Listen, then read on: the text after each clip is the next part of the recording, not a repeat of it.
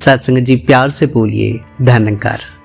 आप सभी आनंदित रहें, खुशहाल रहें, भक्ति भरा जीवन व्यतीत करते रहें, इस प्रार्थना के साथ आज का विषय है अभ्यास।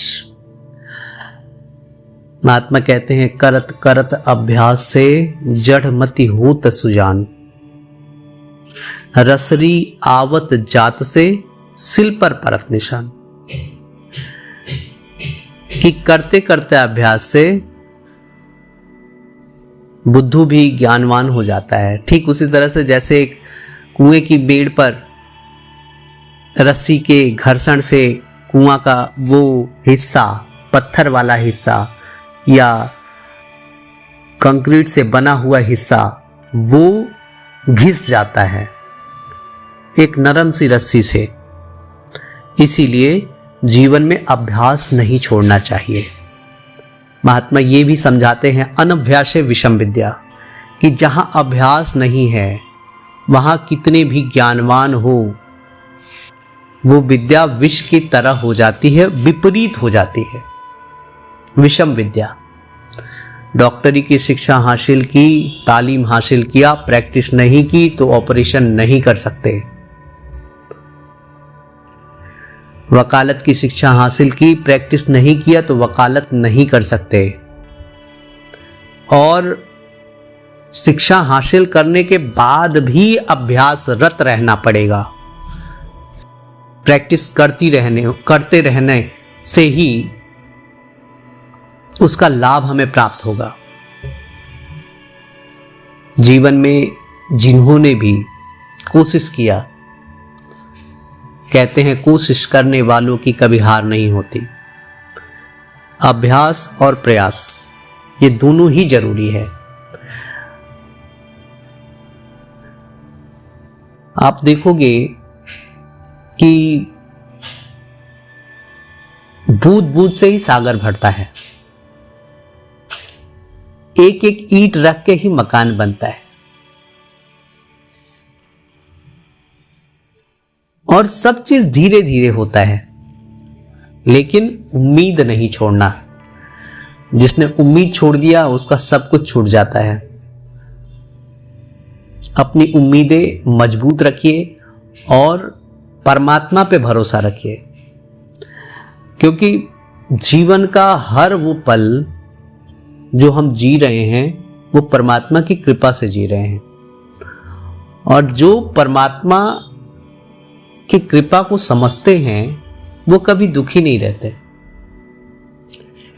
एक बार की बात है, हमारे कर्मों का फल ही हमें मिलता है।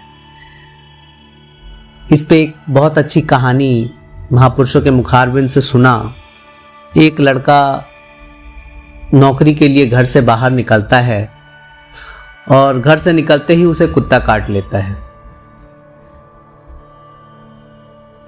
बड़ा परेशान, मैंने तो कुछ गलती ही नहीं किया, आज क्या कर दिया, मैंने कुत्ते को मारा भी नहीं और इसने क्यों काट लिया। वो जाते हैं अपने गुरुजी के पास, कहने लगे, गुरुजी आज मैं सुबह के उठा और फिर नहा धो के जस्ट दफ्तर की तरफ जा रहा था तो अचानक से कुत्ता काट लेता है और मुझे बड़ी पीड़ा हुई, लेकिन मैं ये सोच रहा हूं कि मैंने गलती कहां किया है। महात्मा कहने लगे कि कल क्या किया था आपने? बोला कुछ नहीं। तो बोले याद कर लो। फिर वो कहते हैं, हाँ मेरी पत्नी से थोड़ी अनबन हो गई थी। फिर महात्मा कहते हैं, फिर क्या हुआ था, पत्नी से पूछो। फोन करते हैं, पत्नी से पूछते हैं क्या हुआ था कल, मैं तुम पे तो नाराज था। वो कहने लगी कि पत्नी बोली कि आप मेरे पे नाराज थे, मैं बच्चों पे नाराज हो गई। फिर महात्मा कहते हैं, अब बच्चों से पूछो कि बच्चों ने क्या किया। तो कहने लगे, क्या बोले, मम्मी ने हमें मारा और मैं भी गुस्से में था, गेट के सामने वो कुत्ता बैठा था, मैंने ईंट चला के मार दिया। महात्मा ने समझाया, आपका गुस्सा पत्नी पे उतरा, पत्नी का गुस्सा बच्चों पे और बच्चों का गुस्सा कुत्ते पे और फिर कुत्ते का गुस्सा आप पे। इसलिए जैसे कर्म हम करते हैं वैसा ही फल हमें प्राप्त होता है। कभी भी अपने कर्मों को बेहतर से बेहतरीन करने की कोशिश करें, अच्छे से अच्छे करें, जिससे कभी किसी का नुकसान ना हो।